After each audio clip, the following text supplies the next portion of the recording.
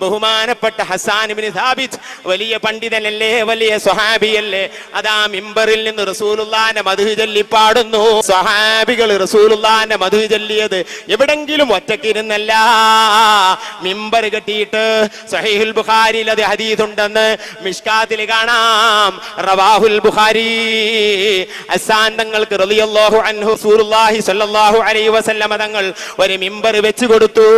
ആ മിമ്പറിൽ അങ്ങ് കയറി നിന്നിട്ട് ശബീഹുക ബദ്റുൽ ലൈലി ബല്ലന്ത അൻവറു വവജ്ഹുക മിമ്മാഇൽ മലാഹതി അസ്ഹറു. കവിതകൾ ചൊല്ലുന്നു. സ്വഹാബത്ത് അത് കേട്ടിരിക്കുന്നു.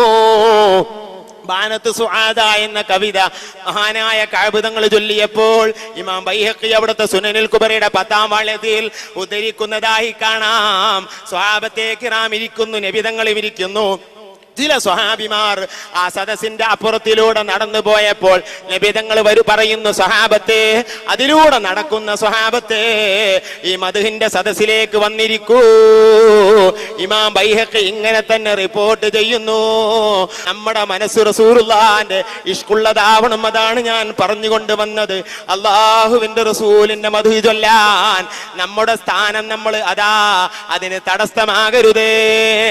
ബുറുദ ചൊല്ലാൻ, ബൈത്ത് ചൊല്ലാൻ, റസൂലുള്ളാഹിന്റെ പേരിൽ തക്ബീർ മുഴക്കാൻ നമ്മൾ ഒരിക്കലും മടിക്കരുതേ. അള്ളാഹിന്റെ റസൂലിന്റെ നബിദിന ജാഥയിൽ അതിന് മുമ്പിൽ ആരോഗ്യമുണ്ടെങ്കിൽ നിൽക്കാൻ അറിവ് തടസ്സമാകരുതേ. സ്വാലിഹീങ്ങൾ മുഴുവനും അങ്ങനെയായിരുന്നു.